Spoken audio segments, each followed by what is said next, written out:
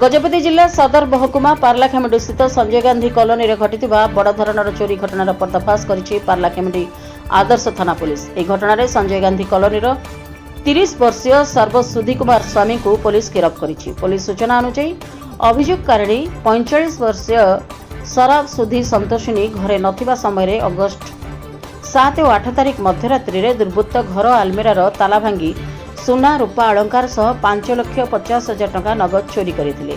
एने पार्लाखेमुंडी आदर्श थाना रे अभियोग करथिले अभियोगकारिणी। अभियोग को आधार करी पुलिस 327/2026 आधार रे दफा 331(4) 305 ए 35 बीएनएस रे मामला रुजु करी तदंत आरंभ करथिला। तदंत बेले मिलिथिबा निर्दिष्ट सूचना आधार रे पुलिस अगस्ट 20 तारिख रे कोरापुट जिला सिमलीगुड़ा अंचल अभियुक्त को ठाब करी गिरफ्त करथिला। परे कोरापुट जिलार विभिन्न स्थान रे चढ़ाऊ करी पुलिस प्राय 7.5 तोला सुना अलंकार 90 तोला रूपा सामग्री 1,82,000 टंका एवं 19,500 टंका मूल्य गोटे अपके 14X 5G मोबाइल फोन जबत करिछि।